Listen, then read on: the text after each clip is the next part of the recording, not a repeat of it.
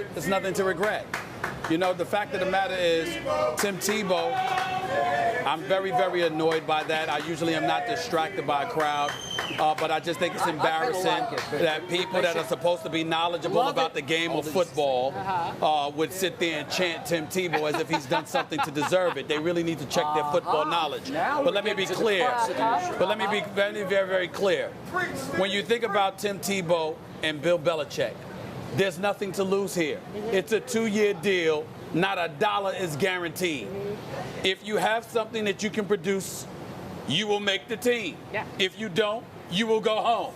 It's really very simple. And oh, by the way, you might talk to him while he's on the field and stick a microphone in his face. But at some point in time, this is what I love about Bill Belichick with this Tim Tebow situation. The media, and obviously that includes myself, especially you, and others, are going to literally embarrass itself. The more you talk about Tebow, the more of an embarrassment it's going to become with Belichick, and here's why. He's not giving you any material. And unless you see Tim Tebow play, Bill Belichick is going to sit up there and say, I guarantee you, he's going to say one day, what about this player? What about this player? What about that player? How is it that you're asking me about this guy all the time? Did you see him play? Has he produced anything? Are you aware of what he's producing? Do we have open practices? No. Are you going to be cognizant of what's going on behind closed doors? No. So why are you continuously asking me about somebody who may be third string on this squad if he makes the team? So Bill Belichick is not sitting there and feeding into it like a Rex Ryan did, like a Woody Johnson did, like a Mike Tannenbaum did when he was running the New York Jets as a GM. Bill Belichick's not playing that game. Bill Belichick's saying, we talk football around here. We don't get in the Barnum and Bailey circus. We wait until we go to the circus to get into that nonsense. We're going to do it here. If you sat there and you look at a guy like Rob Gronkowski, who can ball, by the way, really? and it's a topic of conversation because you know what, you're getting yourself hurt, taking off your shirt, and be engaging in stunts and endangering yourself. Would you answer the question? I did answer the question. I did answer the question. He's not going to regret the decision. If you get on him, all right, excuse me, he can play. Tom Brady, commercials and all that stuff. Belichick don't talk about that. Belichick talks about football. And when it comes to talking about football, what possible reason is there going to be to talk about Tebow unless he produces? So he's not going to regret it because he hasn't put himself in a position to regret it. A question for you, my friend, Mr. Smith.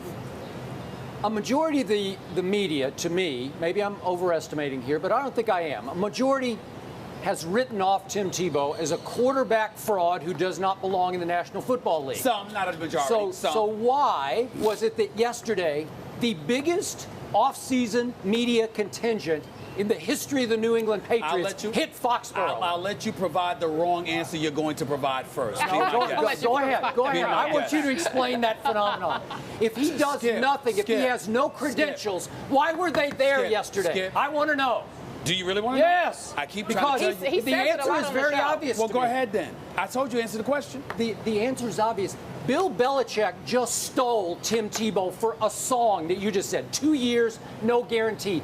This is a former first-round draft choice who in his first 16 starts, his rookie series of starts in the National Football League, again, I'm going to say it one last time, took a 1-4 dead-in-the-water Denver team to the AFC West Championship and a first-round playoff win over the #1 ranked defense of your Pittsburgh Steelers. He did it. He went 8-5. He won 7 of his first 8 games. That's why they're there, because he did it in the NFL. There's no guesswork here. He is on the record. He has a track record, Stephen A. And the media does not like him, but they know there's a chance because he already did it once in Denver that he might just do it again in Foxborough. I didn't know what he wanted, Skip. Couple of questions. Work with me because I'm getting to a point here. Vince Young, your guy, going 31-19 as a starter. Outrage. He should be someplace. If Vince Young was signed by the New England Patriots, would there be that much of a media contingent? I don't know. You tell me. What? Maybe, you don't know. Maybe. You don't know. I would have been there. Hold on. I would have been there. You all know. You guys know. I did at no time did I ask about Skip Bayless. I said, with the I can only speak for me. I'd be there. You just finished speaking. What are you talking about? You can only speak for you. Speak for everybody You else ask me every a day. question, I can you speak answer for everybody it. else Yeah, every day. I can answer I it. just finished saying, would the media contingent have been there if Vince Young had signed with the Patriots? Yes or no? You know the answer's no to that. Yes or you no? know the answer's no. If we can't admit that, if you can't even admit that, I'll shut up. Because that means you're not. Hold on. There's nothing Okay, to say. not quite, but it would have been pretty big. Vince Young. Yes. Vince Young, a media contingent would have followed Vince Young. Wait, the guy who was the offensive rookie of the year in the NFL? If Donovan McNabb, who passed for 33,000 yards with the Philadelphia Eagles and still wanted a final chance in his career, if he would have signed with the New England Patriots, would there have been that media contingent? No, because he flamed out in his last two stops. The point that I'm trying to make to you is neither of them would have generated it because it ain't about football when it comes to Tim Tebow. It's about all the about other football. stuff. No, with Belichick it is. With the Patriots it is, but not with the media. The media knows that eyeballs follow Tim Tebow, and eyeballs don't follow Tim Tebow because of football. They eyeball him because of everything else. You know it.